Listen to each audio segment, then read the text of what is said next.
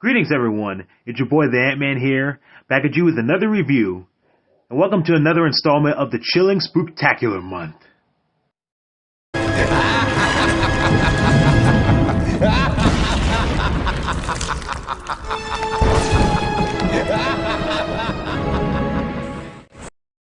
Now then, who's ready to fall asleep?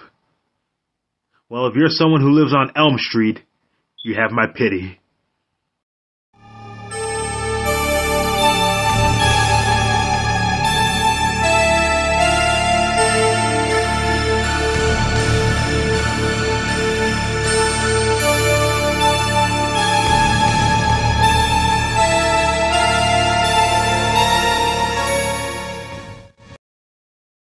Nightmare on Elm Street is one of the many pinnacles of horror films in the 80s. I believe a part of it is because of its original and unique concept, along with growing birth to the dream demon himself, Freddy Krueger. The movie focuses on a girl named Nancy Thompson, played by Heather Langenkamp. She's having nightmares about a badly scarred figure who wears a glove with razor-sharp finger knives. He's known to the town as Freddy Krueger, played by Robert Englund. He's said to be a child murderer that parents from that area burned alive. A few years later, he came back for revenge to slaughter any kid who lives on Elm Street by going in their nightmares. Soon, Nancy discovers that her friends are having similar dreams.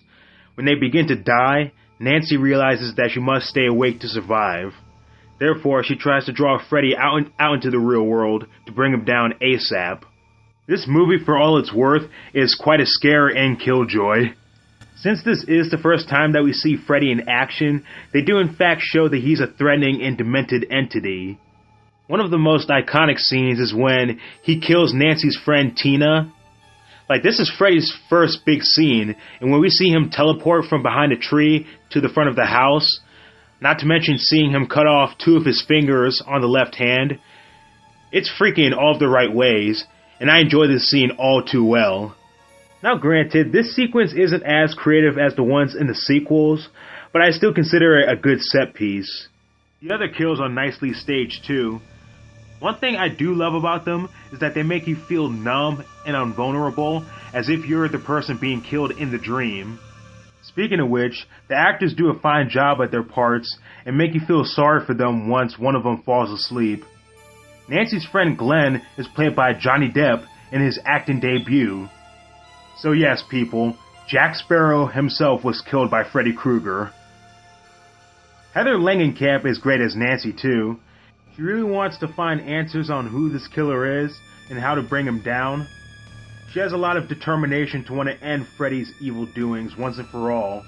So much so that she pulls a Home Alone before Home Alone even came out. In the climax, she sets up booby traps for him once he steps foot in the real world.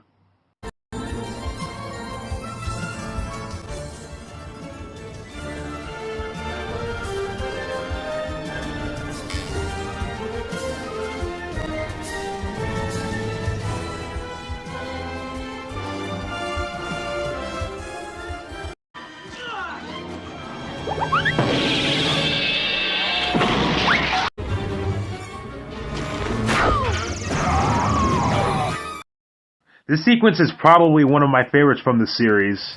It is a ball to watch, and after everything that came before it, it sure does leave you with the utmost satisfaction. Overall, I think Nightmare on Elm Street is one of the most timeless slasher films in history. It's genuinely scary and hell of a fright ride. Freddy Krueger is indeed an icon, and a terrifying being that you can't help but being intrigued by his presence.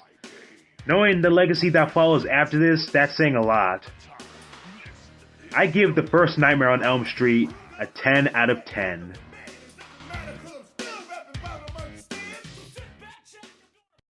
Thank you all so much for watching today's episode of Antman Reviews. Until next time, here's your boy signing off. Deuces, y'all.